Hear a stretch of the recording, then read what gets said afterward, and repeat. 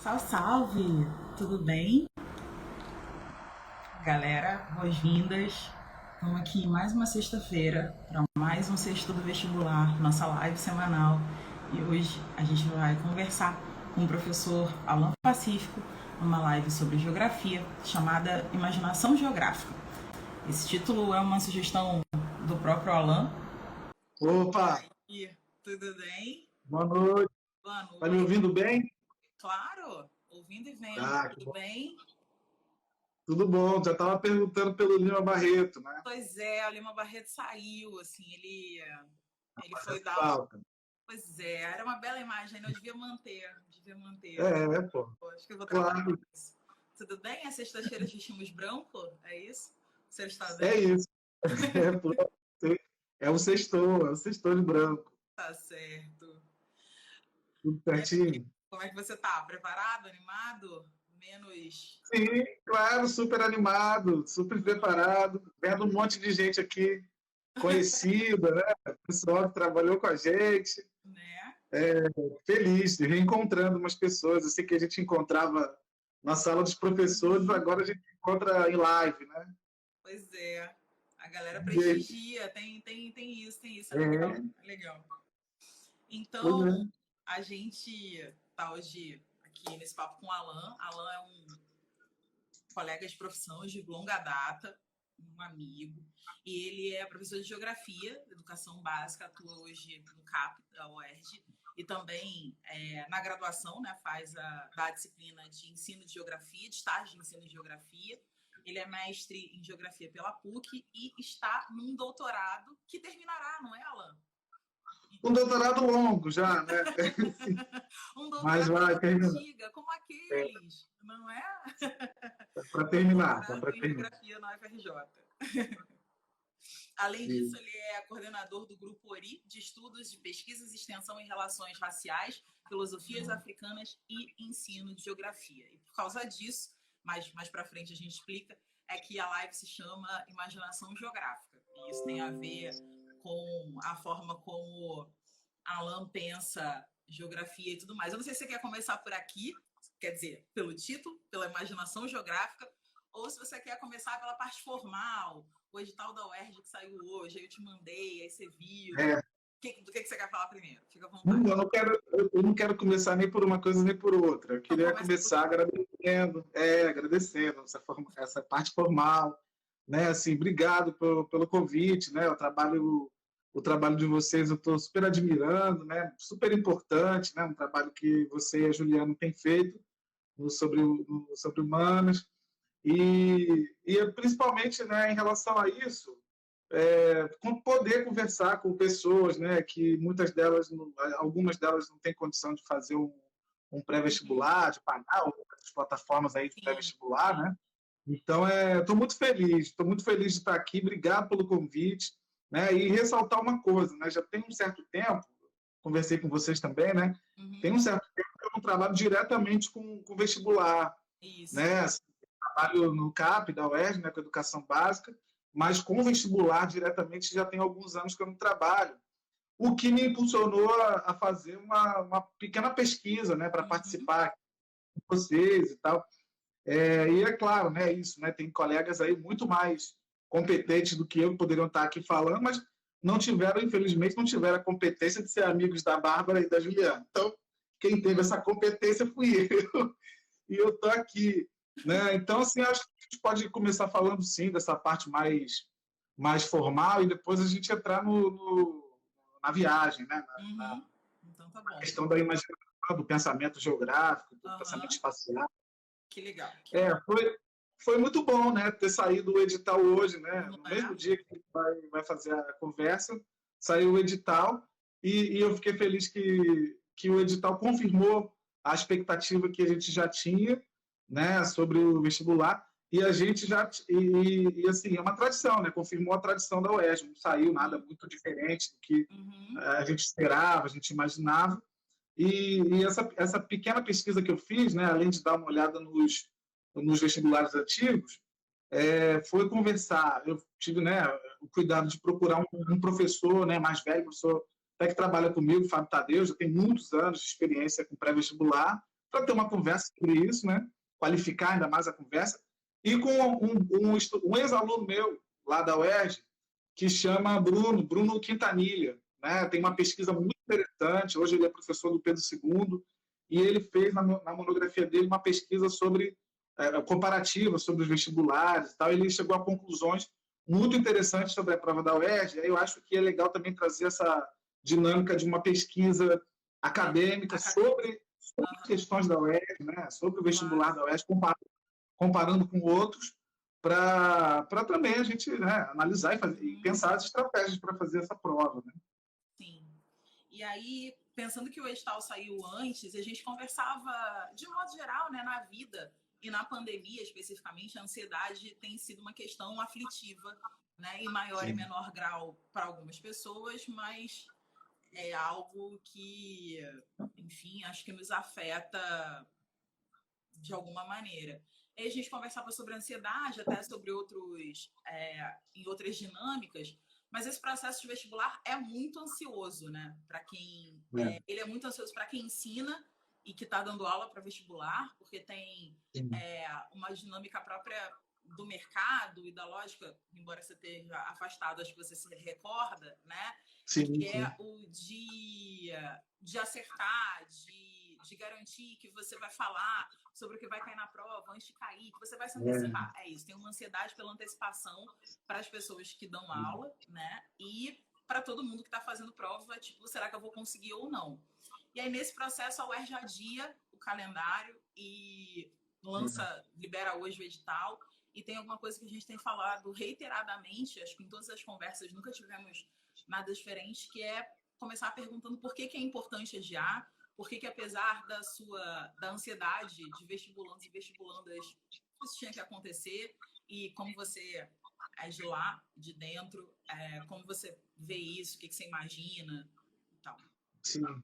É claro que tinha que adiar mesmo, né? Assim, o que a gente tem observado, agora mais do que nunca, é um crescimento. Agora a gente já conhece melhor a dinâmica do coronavírus, da pandemia, né? Mas mesmo assim a gente também conseguiu entender que assim a gente está num país péssimo para entender o que é o coronavírus, e num momento péssimo, né? Dentro de um contexto político mais péssimo ainda, de gestão dessa pandemia. E aí a gente percebe o seguinte: as escolas, né, o próprio CAP da UERJ, eles têm adotado uma dinâmica que... Oi? Voltou? Acho que voltou. Voltei, tá me ouvindo? Tá. As escolas tiveram que se adaptar a isso, né? Em relação ao ensino à distância e tal, que é uma coisa assim muito diferente, porque não foi uma situação que a gente teve condição de se planejar, né? Montar um material voltado para esse ensino. Foi assim muito, né, em cima do susto, na hora. Tentativa e erro. Ainda está sendo, né? Ainda está sendo. E tem sido, assim, para quem é professor, está sendo muito, muito triste, né? Assim, ainda mais para a educação básica, porque na graduação, a conversa entre adultos, até que, ok, rola. Agora, adolescente, criança, você dá uma aula, assim, tem colegas que dão aula para o ensino fundamental 1, aí fica aquelas criancinhas pequenininhas, sabe, assim, no computador, e, enfim, é muito ruim, é muito diferente, né? E tudo isso diz respeito a essa questão que você falou da ansiedade, né? E mais do que ansiedade, né? Eu acho que a saúde mental como um todo, né? A gente tem visto situações de dentro de casa, de estudantes relatando dificuldades de se concentrar, pessoas que perderam familiares, né? Um quadro de depressão, né? De ansiedade é quase, né, unanimidade, né? Então a gente tem visto uma dificuldade para estudar, né? E assim, ainda mais quando a gente fala com o público vestibular, que esse pessoal que está fazendo vestibular, que é um ano já diferente, atípico para eles, né? Que tem que ter uma concentração além do normal, né? Como é que faz, né? Para esse ano ter concentração, lidando com ansiedade, com a pandemia, lidando com situações domésticas que são complicadas, né? E aí eu acho que a nossa conversa também tem que ser um pouco sobre isso, né? Sobre estratégia, porque Sim. do ponto de vista, não é um vestibular normal, né? Tanto que a UERJ mudou aí, né? Uhum. Muda, a gente não tem certeza se esse é o último adiamento, né? Sim. Se a gente pensar como é que está acontecendo a dinâmica da pandemia no Brasil, em maio, não sei se a gente tem bem uma visão muito otimista de como as coisas vão estar em maio, Sim. mas por enquanto o vestibular está aí, está marcado para maio, Uhum. e aí mais do que nunca, né? Gosto de entrar muito nesse papo, mas a gente tem que ter estratégia para estudar, porque a situação não está fácil, né? E além disso, ter que lidar com todas essas questões externas e tal, está sendo muito difícil, né? Principalmente para essa galera que está no terceiro ano, né? Assim, que está fazendo pela primeira vez o vestibular. A Ju está falando aqui que o edital já traz a possibilidade, né, de que tenha um adiamento e tudo mais. E aí, pensando sobre provas e pensando, né, que você está dando aula para educação básica e tal, no ensino, todo o ensino médio já tem um olhar, né, de que é o vestibular e que aquilo vai acontecer. É um processo educacional que não se desenvolve naturalmente só para o aprendizado, para um processo de ensino-aprendizagem, cujo objetivo é o aprimoramento do indivíduo. Tem lá objetivos que, no final, alguém vai fazer essa prova, né? E acho que muitas vezes, mesmo que você esteja fora do mercado de preparação de vestibular, você deve já ter ouvido, né? E aí, professor, se cai na prova, não sei o quê, a UERJ e tal. Até para quem está dentro do CAP, rola isso, tem esse movimento. Sim. É bom destacar que é isso, não é uma loteria, né? E um professor não é mais competente do que o outro porque acertou. Olha, eu falei que ia cair isso, caiu. Na verdade, existe um edital, né? E a prova ela é imprevisível, né? E se você analisa os últimos anos do vestibular, a tradição da prova, isso fica mais previsível ainda, né? Então, assim, ninguém aqui está fazendo um bolão e vai chutar, olha, eu prometo, vai cair isso na prova. Não, mas a prova ela é, de alguma maneira, previsível. E aí eu queria falar sobre isso. Existem, na prova da UERJ, existem 5 eixos estruturantes. E pelo edital que foi divulgado, não vai mudar. Né? Não vai mudar. Que são eixos, basicamente, do que a gente chama de geografia humana. Né? Então, geografia urbana, né? Geografia urbana, e aí dentro de geografia urbana, tudo, né? Esse guarda-chuva, urbana do Brasil, metropolização, segregação socioespacial, tudo mais, redes urbanas, hierarquia urbana, enfim, todos esses conceitos da geografia urbana. Geografia da população é outro tema que é uma característica muito forte da prova da UERJ. Geografia da população, transição demográfica, taxa de natalidade, mortalidade, pirâmide etária. Depois a gente fala sobre gráficos como esse, né, da pirâmide etária, a importância do que a UERJ dá para esse tipo de linguagem. População economicamente ativa, enfim. A geografia da população, espaço industrial, terceiro eixo, né, espaço industrial, que é muita coisa, né, espaço industrial, trabalha aí os modelos de produção, Fordismo, modelo flexível, trabalha também revoluções industriais, as dinâmicas da revolução, com destaque para a revolução técnico-científica, né? É um tema que a UERJ trabalha muito. O quarto eixo, o espaço agrário, né? Então, cai muito o espaço agrário também, a dinâmica, e sim, considerando que o Brasil é um país de destaque nessa discussão do agronegócio, né? A potência que o Brasil é no sentido do agronegócio, e também, por consequência disso, os impactos ambientais, os impactos sociais, as relações de trabalho no campo. E falei o quê? Falei 4, né? O quinto eixo é impactos ambientais. Impactos ambientais. Poluição. Tudo que quem não é de geografia sempre acha que vai cair alguma coisa de globalização, entendeu? Porque, sim, vamos falar sobre isso, porque globalização, é claro que vai cair, né? Sempre cai, Mas, na verdade, se a gente se concentra nesses 5 eixos, a gente vai observar que a globalização ela vai passar por todos eles. Entendi. A modernização da agricultura, a dinâmica do espaço urbano, enfim, tudo isso, né? Os impactos ambientais. A industrialização no Brasil estão diretamente ligados à globalização, né? Que, enfim, então, se as indústrias estão saindo do Brasil, elas estão indo para outro lugar em que elas encontram oportunidades para se desenvolver, né? Lembrando da questão do fechamento da fábrica da Ford, de todo mundo ficar, oh, meu Deus, por que isso aconteceu? Então, vê só, eu não acho que globalização seja um eixo, ele é uma coisa que é um tema que ele vai circulando todas essas grandes temáticas. Entendi. É o que a gente vai falar daqui a pouco sobre o Rio de Janeiro, é uma coisa parecida que acontece com o Rio de Janeiro. Agora, cabe o destaque que, assim, geografia física e geopolítica aparecem de um jeito um pouco periférico, né, na prova, mas aparecem. Elas não são os 5 eixos principais, mas geografia física e geopolítica. Geopolítica, principalmente relações da nova ordem mundial, da multipolarização, da China, né, enfim. E tem um detalhe, porque a prova não vai ter mais a prova específica, né? Todas as questões vão ser objetivos. E a gente imagina que a tradição da prova do exame de qualificação vai ser mantida. Sim. Que é essa tradição de uma prova mais interpretativa do que conteudista. Geralmente a parte mais focada, que exigia mais de conteúdo, ficava para a segunda prova, né? Para a específica. E Rio de Janeiro também geralmente entrava na segunda prova, mas pode ser que tenha uma questão sobre Rio de Janeiro na primeira. Tá. Mas, assim, quando a gente fala que é uma prova interpretativa... Desculpa, você quer fazer uma pergunta? Não, falando assim, fica à vontade. Tá.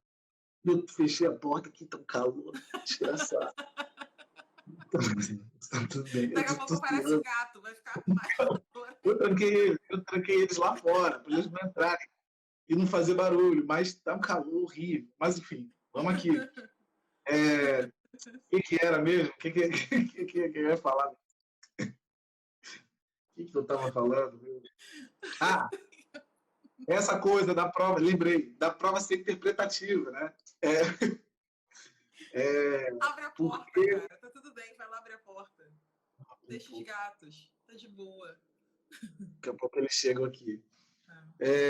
A prova interpretativa, porque assim, parece que está falando uma coisa óbvia, né? É mais interpretativo. O que é interpretativo? E aí eu vou na pesquisa do Bruno, dessa pesquisa do Bruno Quintanilha, que é agora. excelente. Tá, então vai. O que ele fez? Ele pegou as provas, ele fez uma análise comparativa das provas do vestibular de geografia de 2010 a 2017. De 2018 a 2019 não mudou muita coisa, não. Eu fui lá ver. Então, a pesquisa continua atual. E aí ele analisa a carga de pensamento espacial nas provas. Né? E aí, de pensamento espacial, o que ele está chamando? Né? Que eu estou te chamando aqui de imaginação geográfica. Mas o que ele está chamando de imaginação espacial? De pensamento espacial. A presença de recursos como mapas, figuras, tabelas, gráficos, e em que medida a prova dá uma importância à interpretação desse tipo de representação. Entendi. Né? Então, vamos lá. O que ele falou comigo? Né? E a pesquisa dele mostra que a prova da UERJ tem muito mais carga espacial, de pensamento espacial do que, por exemplo, a prova do Enem. Ela é muito mais interpretativa nesse sentido do que a prova do Enem, por exemplo. Ele falou que a prova tem muito mais mapas, comparando, tem muito mais mapas, figuras, e o mais importante para quem está ouvindo a gente, elas são frequentemente decisivas para resolver a questão. Né? Então, assim, o mapa, provavelmente o professor de geografia das pessoas já falou isso com elas, né? Mas não custa nada repetir. Os mapas, o recurso visual que a prova traz, exige de quem está fazendo interpretação. Né? Então, como é importante a gente praticar isso antes de fazer a prova? Pegar questões, pegar um mapa aleatório e com uma legenda, com uma escala, então analisar tudo isso, para ter fluidez na leitura de um mapa, para ter rapidez na leitura de um mapa, destacar quais são as informações mais relevantes, de um jeito mais rápido, né? De um jeito mais dinâmico. É isso que a prova da UERJ exige muito. Ela não coloca aquelas informações ali de um jeito aleatório, como em outras provas aparece. Aquela imagem talvez não ajudou tanto na resolução da questão. Não, na prova da UERJ, aquelas imagens... Não, necessariamente, né? Pois é. Então, ele falou, saber resolver as questões utilizando imagens e os mapas é fundamental para quem está traçando uma estratégia para fazer a prova da UERJ. E isso é fato, né? Assim, tem uma... as provas da UERJ são muito boas, são muito bem feitas, são feitas por professores experientes, né? E, assim, ela não dá ponto sem nó, né? Nunca tem um mapa, um gráfico, uma pirâmide etária ali que não tenha a ver, que não seja decisivo. Na composição da prova. Fiquei pensando agora, enquanto você estava falando, que talvez isso fiquei pensando na hipótese de que isso possa ter a ver com o fato de que a prova da UERJ, ela é colorida, né? Ela tem impressão colorida. Ela é colorida. A prova de alguns outros vestibulares, elas são em preto e branco. E aí, a própria utilidade ou a leitura que você vai fazer de mapas, de gráficos, charges, podem ser diferentes por causa disso, né? Para um mapa faz muita diferença, não faz? Eles usam muito bem esse recurso da prova ser colorida, né? Porque aí você imagina, uma prova preto e branco, por mais que você faça um degradê e uma prova colorida, a prova é muito linda, né? A prova da UERJ é uma prova bonita de se ver. Quem está fazendo a prova, quem acha bonita, né? Acha só desespero. Professor acha bonita aquela prova, né? Para quem é professor, a prova ela é muito bem feita, muito organizada. E essa coisa dela ser colorida, assim, eles usam bem desse recurso, né? E é bom, assim, perceber que, assim, não adianta, essa informação que eu estou dando, não adianta falar isso. Por que eu estou falando isso? Para praticar, né? É uma coisa a se praticar, porque, de fato, a leitura de um mapa é como você lê um texto, né? Quanto mais texto você lê, você vai lendo com mais fluidez, né? Então, esses recursos que aparecem muito na prova de geografia, gráficos, alguns tipos de tabela que são recorrentes. É bom a pessoa praticar isso antes, para ganhar dinâmica, ganhar fluidez, né? Então, é uma dica. Só uma coisa que eu esqueci de falar, conversando com esse meu colega Fábio Tadeu também, que ele destacou, que outro tema que não chega a ser um eixo estruturante da prova, mas que vira e mexe ele aparece, frequentemente ele aparece, é cartografia, né? Então, cartografia, a prova da UERJ trabalha bastante com escalas, com as representações, as formas de projeção, né? Então, é uma coisa também importante a ficar atento. É claro que, assim, a gente tinha 2 provas, né? Com muitas questões, e mais outra prova discursiva. Agora, a gente vai ter um conjunto menor de questões, né? Então, obviamente não vai aparecer tudo isso, mas é importante trazer esse histórico da prova, né? Das coisas que aparecem. A Rio de Janeiro, eu acho que a gente vai falar daqui a pouco. Sim, uma coisa que a gente estava conversando quando levantava sobre os temas e tal, e você falava sobre os conteúdos que mais caem, os eixos e tudo mais, e você falava sobre o fato da prova da UERJ ser muito bonita, você mencionava uma coisa importante, que as pesquisas de professores e professoras da UERJ também ajudam a indicar temas e percepções de como a prova pode acontecer, né? De como as pesquisas e os trabalhos e pós-doutorados que esses professores e professoras vão desenvolvendo também, de alguma forma, não passam batido pela prova, né? Não, na verdade, não passam batido, não. Eles são decisivos para a prova. Em todas as disciplinas, né, na verdade. Porque a prova, ela não surgiu do nada ali, né? É uma coordenação, existe uma coordenação, e essa coordenação é uma pessoa que tem uma pesquisa, tem interesses específicos de pesquisa e tal. Então, por exemplo, por que a prova da UERJ não traz tantas questões de geografia física, por exemplo? Isso não compõe o conjunto de pesquisas daqueles professores que coordenam esse processo. Sim. Então nunca vai aparecer uma questão de geografia física. Não, vai aparecer. Se geografia física está no ensino médio, faz parte do currículo da educação básica, vai aparecer. Mas o que a gente está falando é da densidade de questões sobre determinados temas, né, que a banca vai dar. E da repetição, da frequência deles. Né? Então, esses 5 eixos, depois quem vai assistir aí pode voltar, né? Porque eu já falei, esses 5 eixos são assim, os pontos centrais, historicamente, da prova da UEST. A tradição da UEST são esses 5 pontos. E Rio de Janeiro, que aí é outro ponto que a gente tem que conversar. E aí, quando você falava sobre isso, né? Você falava sobre os mapas, que os mapas se estudam, que é necessário que vocês gostem dessa informação, que você aprenda a ler e que tenha mais fluidez. Os gatos chegaram, né? Para a live. Chegaram, estão aqui. Você falava que existe uma necessidade de estudar e esgotar o mapa, né? De esgotar a informação, de esgotar o gráfico, de verificar todo o tema e tal. E aí você falava alguns aspectos sobre dupla interpretação, né? Sobre a necessidade de ler o texto, né? O que vai chamar a atenção e também a leitura do mapa, de como isso funciona, e sobre a organização desse raciocínio geográfico em cima desses mapas, dessas tabelas. E aí você deu uma frase sensacional, assim, que poderia certamente ter sido a chamada para a gente fazer a live, mas ela precisaria de alguma explicação. Você diz assim, se as primeiras aulas se as primeiras aulas de geografia nos pré-vestibulares fossem sobre raciocínio e imaginação geográfica, isso já resolveria metade das questões e facilitaria muitas coisas. O que isso quer dizer efetivamente? E recorrendo mais uma vez à pesquisa do professor Bruno Quintanilha. O que a prova está querendo das pessoas, né? O que aquela prova está exigindo das pessoas que fazem aquele concurso, né? Se a primeira aula de geografia do pré-vestibular explicasse a racionalidade da prova da UERJ, porque tem uma racionalidade, que é essa, a racionalidade baseada no social, né? Baseada na capacidade de ter uma imaginação sobre o espaço. E isso não acontece sem critérios. Existem critérios para ter um pensamento espacial.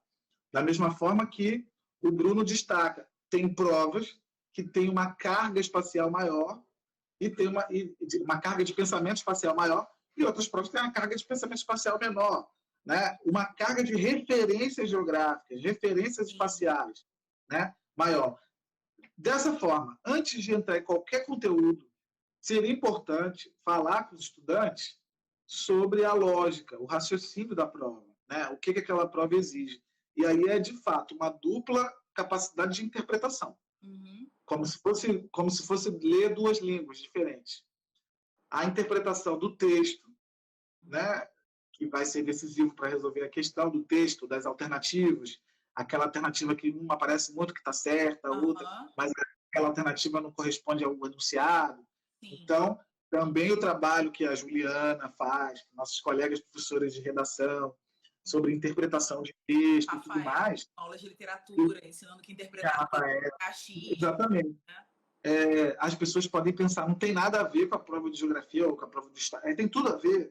Né? Assim, você escreveu lá naquela frase, a prova é muito interdisciplinar. Né?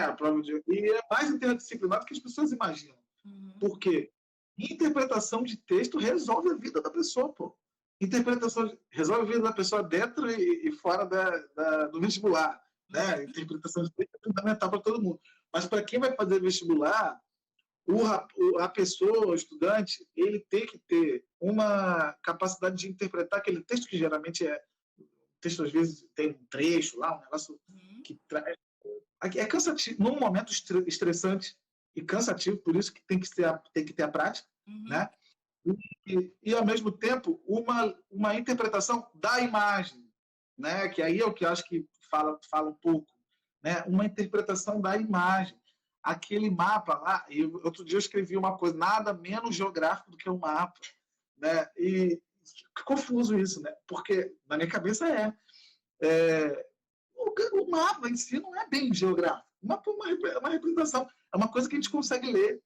Né? Assim, mapa não é geográfico, mapa é mapa. Né? Agora, a leitura que se faz desse mapa, que é o que a prova da UERJ está querendo, é o que a pesquisa do Bruno indica muito bem. Carga de pensamento espacial, né? Ter um raciocínio espacial. Por que esse mapa está dizendo? Que destaque esse mapa está trazendo? Né? Destaques. E não custa nada escrever ali do lado. Olha, as coisas que mais chamam a atenção nesse mapa são isso. Né? E praticar isso. Né? Olhar um mapa das regiões, o mapa socioeconômico do Brasil. Outro dia, estava vendo aqui com os meus alunos, aqui no computador mesmo, mapa de município. Pegava o Brasil todo, e aí tinha a divisão municipal e mostrava renda familiar. Né? Era por média de renda. Era um mapa super complexo, porque você via o Nordeste, você via os estados do Norte, os municípios, e você começava a ver, por exemplo, concentração de renda no Norte, no Centro-Oeste, uma série de coisas, e aí você... a gente ficou meia hora conversando sobre o mapa, eu, minha colega Débora, e 80 alunos, a gente ficou conversando muito tempo sobre aquele mapa. Né? E é um pouco isso que a gente tem que fazer. Pegar um mapa, ou pegar uma pirâmide etária. A UERJ trabalhou um ano, que foi muito interessante, ela trouxe a transição demográfica, só que ela não comparou países, como geralmente se compara. Ela comparou a Maré e Ipanema. Né? Então, assim, é muito interessante isso, porque a gente está acostumado a trabalhar pirâmide etária, transição demográfica do país tal. Ou então, do Brasil dos anos 50 e do Brasil dos anos 2000. É um clássico, é um clichê, né? E eles fizeram, não, de um bairro, de um recorte da Maré e do recorte de Ipanema ao mesmo tempo, no mesmo período. Né? Então, eu acho que é isso, sabe? É praticar esse tipo de exercício, aprender a fazer uma outra leitura, e é, de fato, uma leitura espacial, assim, que não é simples, mas com o tempo, com alguma insistência, a gente acaba entendendo o que aquela prova quer. Que tem um depoimento publicado aqui do @cacogel, dizendo que o Alan tem uma senhora capacidade de síntese geográfica e na pandemia produziu materiais muito originais. Olha só o Caco. Um abraço, Caco. Obrigado. O Caco é um irmão, ele que é o experiente, ele que é o cara. Aprendi com ele. Que bom. Obrigado. Um abraço mesmo, irmão. Legal. E pensando sobre isso, né, que você fala, de que maneira você percebe, assim, de modo geral, para além da questão do mapa, do uso e tal, se você tivesse que apontar uma diferença do vestibular da UERJ para o vestibular do Enem, assim, mesmo pensando na pesquisa do Bruno, que não fosse só sobre essa questão do mapa, mas sobre conteúdo. Você também tem, ou os conteúdos são os mesmos, e a abordagem, essa questão da exigência sobre o espaço geográfico é que vai ser diferente? Não, vai ser bem diferente. Vai ser diferente do ponto de vista, assim, a prova do Enem, a gente acaba perdendo um pouco a referência dela, né? Ela muda mais do que a prova da UERJ. Mas, assim, pensando na prova da UERJ, ela é mais interpretativa nesse sentido. Dizer que é interpretativa não significa dizer que é mais fácil, mais difícil. Sim. Né? E a prova do Enem, ela é mais, assim, é menos criativa, vamos dizer. Ela vai direto ao conteúdo, né? Assim, ela vai direto ao ponto. Ela pergunta ali uma coisa bem direta, baseada no currículo, né? Nesse novo currículo, nossa nova base curricular que nós temos, que, aliás, merece destaque. É muito ruim, é muito mal feita, né? Não nos contempla. Podia ser diferente? Não podia ser diferente, não tinha como ser diferente. Mas é bom destacar que é uma base curricular ruim para a gente trabalhar, né? Assim, criativo. Uma menina que eu vi fazer... Especificamente, ela produziu reducionismos e ideias muito...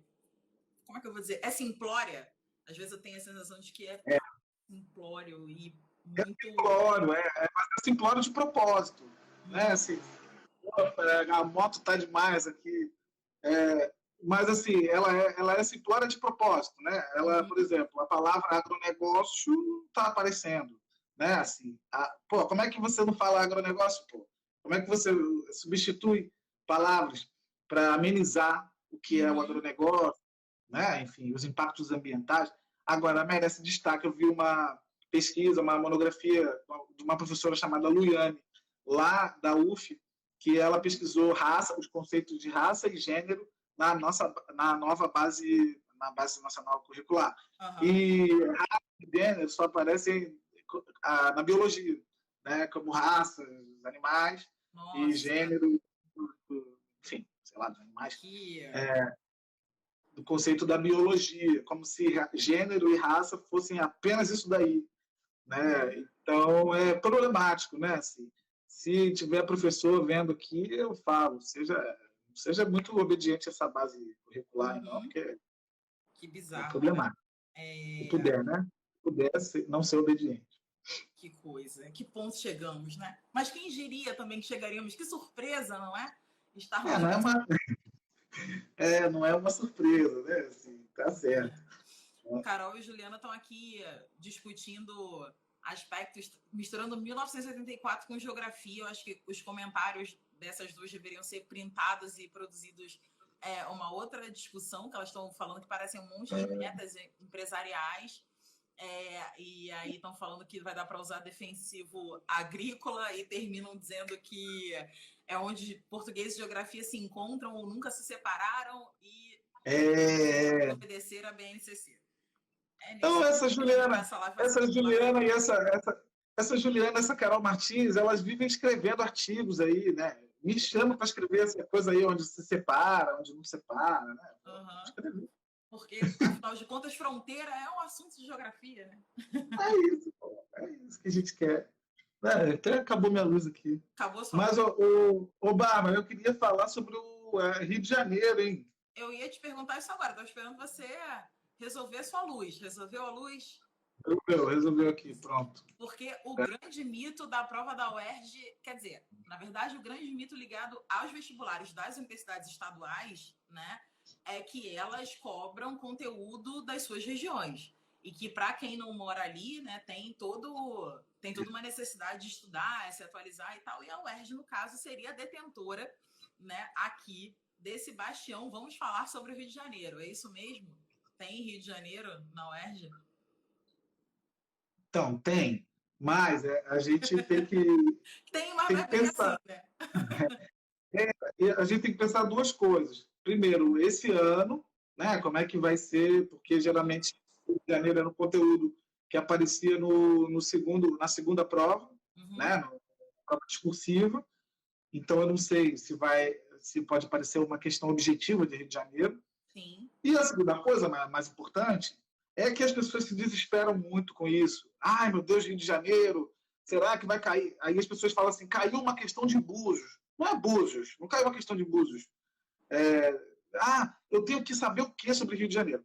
Tá, uma coisa que é fundamental saber, quem vai fazer a prova, é a diferença, porque isso parece básico, parece simples, mas não é. Né? A diferença entre Rio de Janeiro cidade e Rio de Janeiro estado. Né? Pô, isso era legal, né? Saber o que é estado, cidade, país, né? Região metropolitana. Região metropolitana. Porque parece que é básico, mas não é tão básico, não. Porque a gente já viu aí exemplos para estar dando aula para pessoas que moram, por exemplo, vou dar um exemplo de um bairro que uma pessoa que mora na zona oeste do Rio de Janeiro, né, lá para o lado do Recreio, lados da Barra, né, por aqueles lados lá, e a pessoa nunca tem ido em Madureira, e a pessoa achar que Madureira é um município da Baixada Fluminense. Isso pode acontecer, isso aí é um erro básico. Sim, né? sim. Curiosamente, não é provocação, hoje eu estava falando, aí eu mencionei racismo ambiental. Aí a turma me perguntou, mas racismo ambiental, como isso existe? Não sei o que, como isso poderia existir? Aí eu fui dar o exemplo de onde num estado ou num município onde você vai alocar um lixão, um aterro sanitário. Aí perguntei se havia a possibilidade de existir um aterro sanitário no Leblon, estado da Tijuca. Aí a galera respondeu assim, não, o aterro sanitário vai ficar na Zona Norte. Eu falei, pera, mas a Tijuca é a Zona Norte. Tem aterro sanitário na Tijuca? Sim. Exatamente. Saber assim, as áreas de planejamento da cidade do Rio de Janeiro, né? São 5 áreas de planejamento, que a gente chama, né? Zona Sul, Zona Norte, Zona Oeste. Zona Oeste tem 2. Por isso que existe uma diferença muito grande entre a Zona Oeste Barra, Recreio, e a Zona Oeste Bangu, Campo Grande, Senador do Camarão. Né? Então, é importante saber as áreas de planejamento da cidade do Rio de Janeiro, as 5, e saber as regiões do estado do Rio de Janeiro, principalmente sabendo assim, as dinâmicas da região. A região serrana, a região do Vale do Paraíba, o Vale do Paraíba, o Sul Fluminense, o Norte Fluminense. Saber, por exemplo, então nessa questão, nessa região, a dinâmica mais importante econômica é a dinâmica do petróleo. Nessa tem uma indústria automobilística, e por aí vai. Só que isso aí é simples, né? Saber. Mas as pessoas se desesperam muito com a questão sobre o Rio de Janeiro. E Rio de Janeiro, na verdade, o que acontece é aqueles eixos estruturantes que eu falei antes, aqueles 5, geografia da população, impactos ambientais, geografia urbana, geografia agrária e geografia, outra que eu não estou lembrando. Agrária, população, impactos ambientais, tá tudo aqui, pô. Acontece. E indústria, né? Indústria. Tá. Dentro de população, migrações também é um tema. Né? Claro. Então, assim, o que acontece com as questões de Rio de Janeiro? As questões de Rio de Janeiro são quase sempre, eu acho que eu diria, são sempre, sobre esses eixos, são sobre o Rio de Janeiro. Eles constroem questões sobre essas temáticas com um exemplo do Rio de Janeiro. Entendi. Então, o que a pessoa pode fazer? Quando ela estiver estudando população, quando ela estiver estudando o espaço industrial, ver os exemplos disso no Rio de Janeiro. Como é que é? Então, assim, a localização industrial no mundo, como é que essa lógica opera dentro do estado do Rio de Janeiro? Sim. Quando a pessoa estiver estudando impactos ambientais, como é que acontecem, quais são os principais impactos ambientais, são muitos, no Rio de Janeiro, no estado e no município. E outra coisa é a evolução urbana do Rio de Janeiro. Né? Então, a evolução urbana do município do Rio de Janeiro. Também é um tema que caía muito, principalmente nessa segunda prova. Pode acontecer mix, né? Mas, tirando esses conteúdos específicos das regiões e da evolução urbana do Rio de Janeiro, todos os outros estão ligados aos 5 eixos que a gente já pensou. Sim. Então, não tem por que se desesperar. Porque é só um exemplo daqueles eixos no espaço do Rio de Janeiro, no território do Rio de Janeiro. E aí, falando sobre o Rio de Janeiro, você é uma das 2 pessoas que eu conheço que pesquisam sobre Baía de Guanabara. A outra que eu conheço, eu nem sei se ele está pesquisando mais ainda, é o Emanuel Alencar, que é filho do Chico Alencar, né, vereador, que tem um livro publicado sobre Baía de Guanabara e tal. Essas são as 2 pessoas que eu conheço. E a sua tese é sobre a Baía de Guanabara. Quer você queira, quer não, seu doutorado é sobre a Baía de Guanabara. E a Baía de Guanabara, ela entra como uma possibilidade de tema de vestibular e pensando no Rio de Janeiro, seja pela longevidade dos programas, quer dizer, pela longevidade e falta de término dos programas de poluição da Baía de Guanabara e das oportunidades econômicas que a gente perdeu para fazer isso acontecer e qual seria o potencial disso, e também sobre a questão de transportes, né? Eu brinquei nos comentários falando sobre racismo ambiental e tal, é muito menos sobre isso e mais sobre a potencialidade da Baía de Guanabara. E aí é um pouco de perguntar a Baía de Guanabara como um problema de prova, né? Como ela poderia ser um problema de prova, e a Baía de Guanabara como uma solução. Tipo, você, pesquisador, quando você pensa na Baía de Guanabara, era isso. Esquece a questão do racismo ambiental, era só provocação. Tá certo, mas eu vou falar do racismo ambiental também. Que pode, curso inclusive.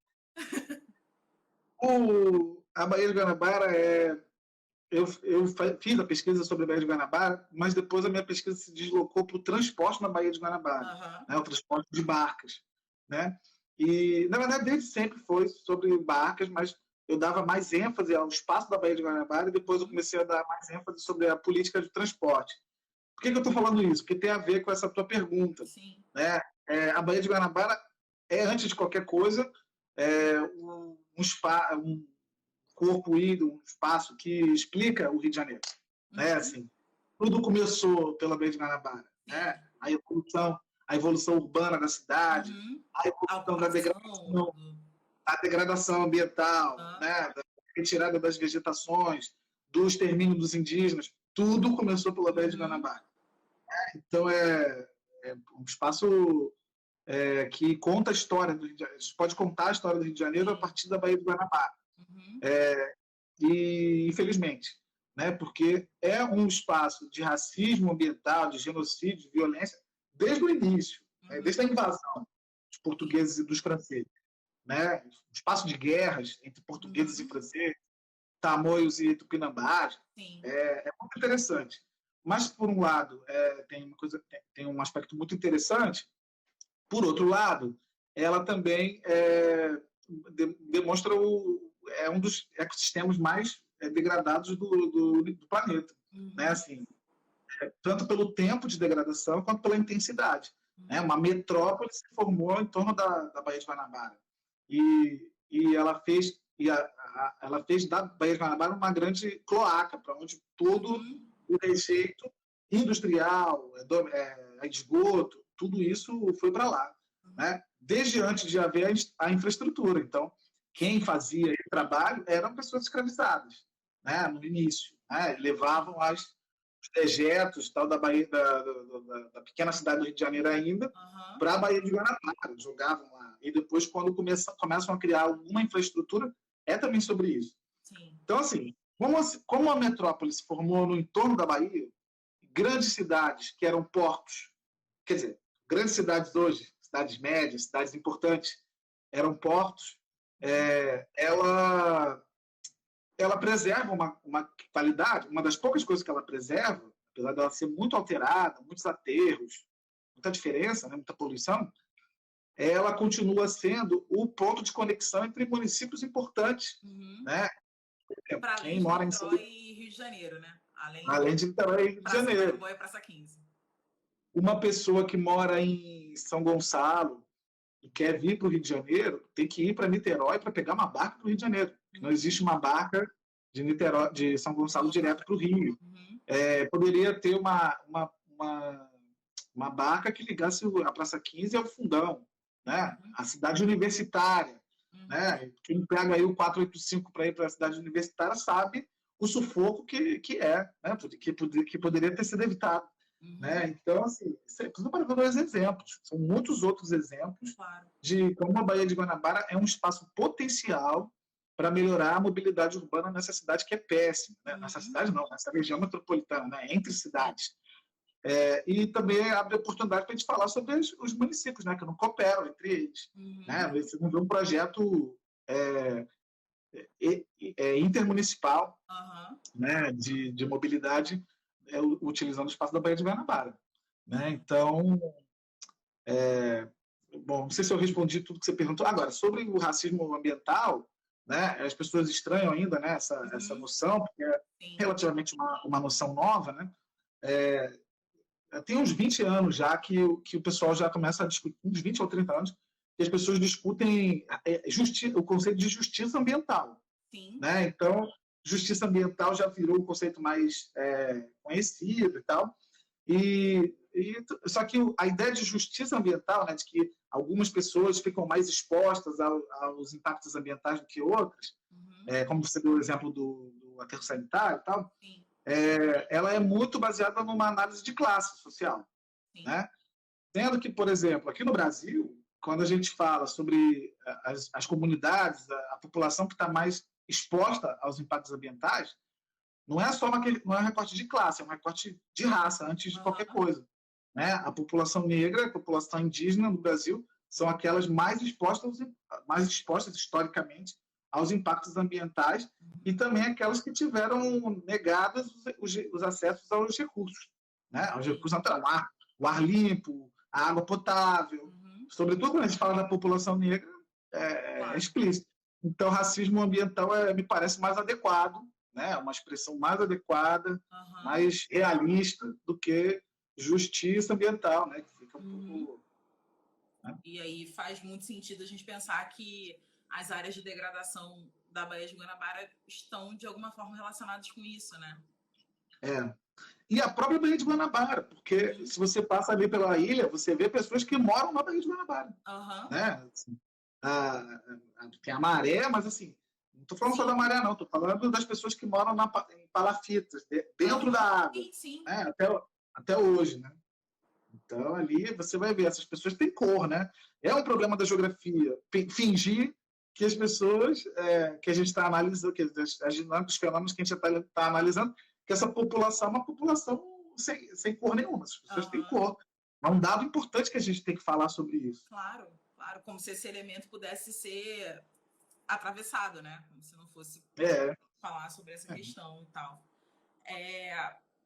E aí, eu acho que a gente já pode caminhar para o encerramento e deixando uns 5 minutos para você falar tranquilamente, ou quase isso. Um pouco menos, para a gente poder dizer tchau, mas enfim, tem um tempinho para você falar. Que é sobre que geografias você espera ver nos vestibulares do futuro, né? E que outras epistemologias seriam possíveis para esse olhar geográfico, para essa imaginação, para esse raciocínio geográfico.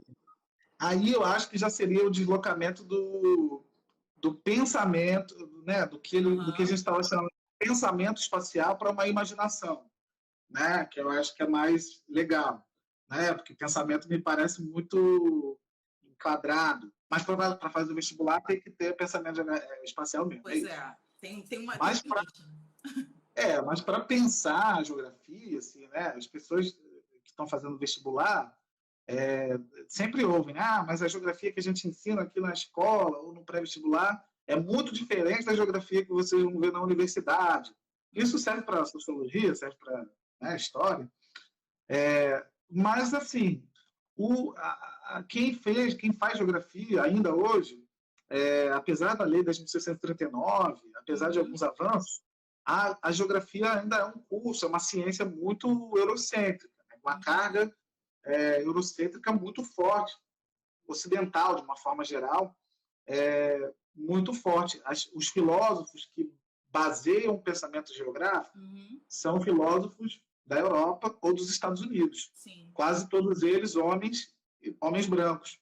Né? Então, tem alguma coisa errada aí. Sim. E não é deslegitimar o pensamento desses filósofos e a geografia que eles construíram. Mas não está dando conta da nossa imaginação geográfica. Está capenga. Está capenga, manco, né? Como é que aquele meme. Está insuficiente. Está muito voltado para o norte, né? Tá assim, é um pensamento que veio de lá, sobre lá, né? E um pensamento de lá sobre o mundo. Né? Então, ao mesmo tempo, e até muito antes disso, filósofos impressionantes produziam conhecimento, produziam filosofia e conhecimento espacial, imaginação geográfica no continente africano, aqui na América, os indígenas, né, de várias regiões do continente americano. Mas eu vou dar um destaque maior sobre as filosofias africanas, que é as que eu estou estudando, né, com um brilhantismo assim, que permite a gente pensar uma outra geografia, sabe? Pensar aqui, o Brasil, pensar os nossos conceitos da geografia, território, espaço geográfico, distância, tudo isso a partir de outras perspectivas, né? Ou seja, existem, e aí a gente sabe, né, que existe uma morte uma morte desses pensamentos, né, que a gente chama de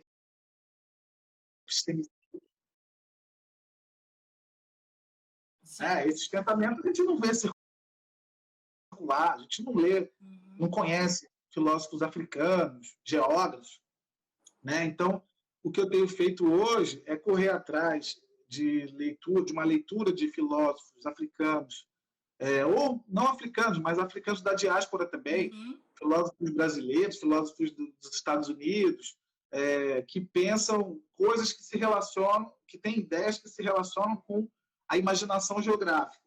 Né? Então, eu que vou entrar numa sala de aula, espero logo conseguir entrar numa sala de aula, né? Espero que essa pandemia termine o mais rápido possível. Quando eu voltar, que eu consiga dar uma outra aula de geografia. E a gente fica na dúvida, caraca, isso é geografia mesmo? Porque a gente aprendeu uma geografia muito concreta, toda a história única, né? O princípio da história única, que a gente caiu nessa armadilha. Sim. Então, assim, o que a gente tem feito hoje, né, lá no Grupo Ori, é a gente ler outros filósofos e ver, olha, como esse pensamento do Egito Antigo se relaciona com esse pensamento geográfico, como esse pensamento da África do Sul se relaciona com o pensamento do Milton Santos. Sim. Né? Então, assim, o Milton Santos. Então, é isso, né? É construir uma outra base, a partir de uma outra base epistemológica, filosófica, e que eu espero que o vestibular, daqui a algum tempo, sei lá, né, quanto tempo isso pode demorar. Pois é, a gente não sabe quanto, mas a gente se compromete, né, com isso. Mas que o vestibular também faça esse deslocamento de uma geografia muito técnica, uma geografia muito pragmática, uma geografia muito eurocêntrica, uma geografia que não leva em consideração a ideia de raça, né? Então, que os vestibulares também comecem a exigir dos estudantes esse tipo de imaginação geográfica. Eu acho que seria um bom caminho, um bom começo. Então, bom, isso. Muito obrigada pelo seu tempo, pela sua disponibilidade e por compartilhar essas ideias com a gente. Acho que foi legal e também foi útil, né, para quem tem uma necessidade utilitária de absorver essa live. Acho que também vai encontrar aqui o conteúdo que precisa, além de todas as reflexões. Obrigada, viu? Imagina, eu que agradeço. Posso ter esquecido alguma coisa, e aí depois, se alguém tiver uma pergunta, manda lá para mim, depois que eu respondo, manda para vocês que eu vou ajudar. Mas é isso, boa sorte aí com o canal, né, que sejam aulas excelentes, outras lives, e que cresça muito. Obrigada. Muita sorte para você. Boa sorte no grupo, boa sorte nas aulas, que você possa voltar logo para a sala de aula e ficar no seu habitat feliz. Obrigado. Um beijo. Um beijo, tchau. Gente. Obrigada a todo mundo. Valeu a audiência, galera. Até a próxima. Obrigado quem participou aqui. Eu não estava vendo, porque senão eu ia me desconcentrar. Até minha mãe apareceu aqui. Isso. Mas quem teve aí. Ó, tá todo mundo. Beijo, Claudinha, Rafa, Yasmin. Tem um monte de gente aqui mandando beijo. Agora você olha aí, ó. Sim, tô vendo aqui. Naile, olha, Naile, saudade. Falou que você em 2018. Maria, você pode ver e dar tchau. sem se desculpar. Eu tô com medo de cair do nada, entendeu? É assim, né? Nossa, mas assim, muito bom rever esse pessoal aqui. E aí também, depois o pessoal que fica gravado, que seja útil pra galera, né? Que seja produtivo. Beleza. Obrigada, viu? Um beijo. Obrigado até a próxima. Tchau, beijo. Gente. Até a próxima. Tá, tchau. Tchau.